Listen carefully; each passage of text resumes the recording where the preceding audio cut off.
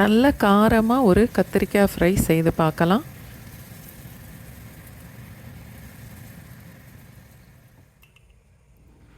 ஒன்றரை டீஸ்பூன் மிளகாத்தூள்,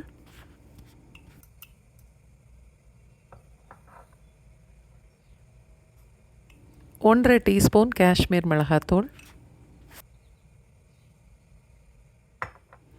அரை டீஸ்பூன் அளவுக்கு பூண்டு பவுடர், பூண்டு பேஸ்ட்டுனா ஒரு டீஸ்பூன் சேர்த்துக்கணும், அரை டீஸ்பூன் சோம்புத்தூள், 1/4 டீஸ்பூன் மஞ்சத்தூள், 9 இல்லை 10 கத்திரிக்காய்க்கு தேவையான அளவுக்கு உப்பு,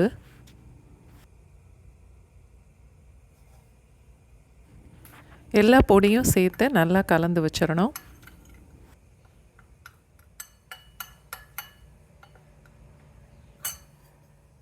அடிகனமான ஒரு பேனில் 2 டேபிள் ஸ்பூன் அளவுக்கு எண்ணெய் சேர்த்துக்கணும். தோசை கல்லில் கூட ஃப்ரை பண்ணலாம்.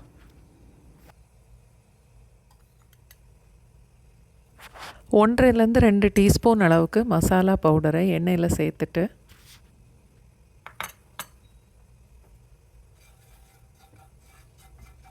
எண்ணெயோடு சேர்த்து நல்லா கலந்துடணும். நல்ல பிஞ்சு கத்திரிக்காவாக எடுக்கணும். 10 கத்திரிக்காய் 1/2 இன்ச்சு திக்னஸில் வட்ட வட்டமாக வெட்டி எடுத்திருக்கேன். அதை எண்ணெயில் சேர்த்துட்டு அதுக்கப்புறம் அடுப்பை ஆன் பண்ணணும்.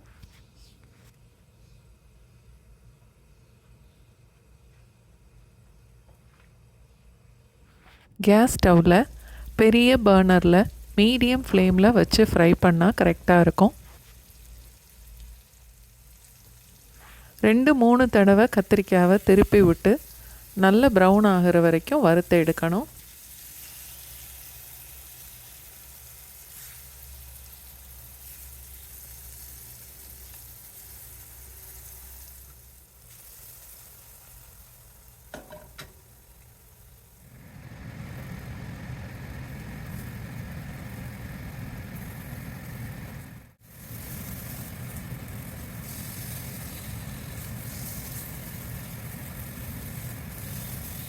இந்த அளவுக்கு செவந்து வந்ததும் ஒரு பவுலுக்கு மாற்றிடலாம்.